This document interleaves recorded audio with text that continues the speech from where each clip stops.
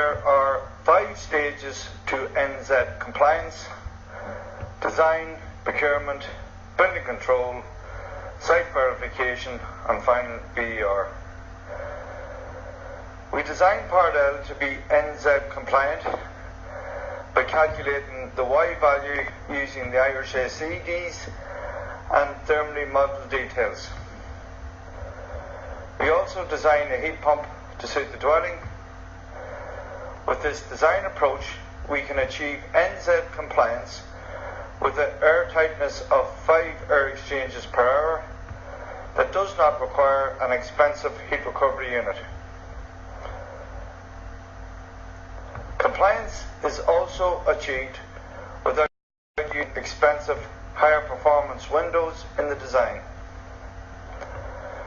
The fact of the matter is that with the revision of Part L in the coming months, our design approach will be the only way to achieve nZEB compliance.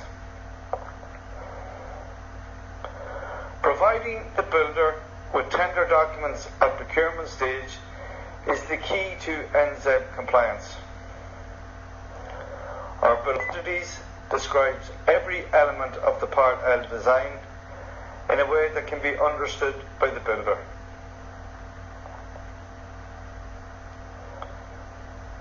We back the bill of quantities up with the specific thermal bridge details used in the Y value calculation. These details show how the insulation is to be fitted. It describes the materials, their depth, and conductivity used in the design. A provisional energy rating calculated by an energy assessor should not be used as proof of design compliance with building control under the 2014 building control legislation.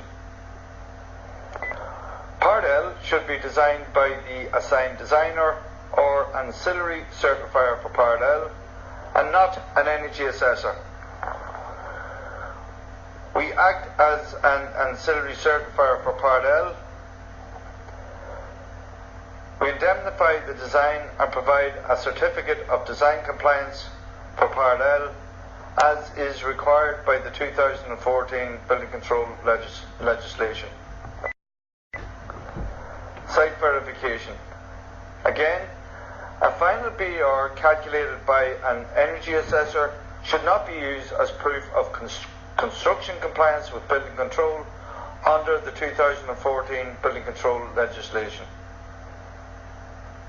It is up to the builder to take on the responsibility of construction compliance and for the assigned certifier to confirm construction compliance.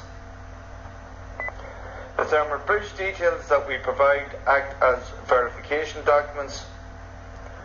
When these details are signed off by the builder, it allows the assigned certifier to sign off on construction compliance with confidence.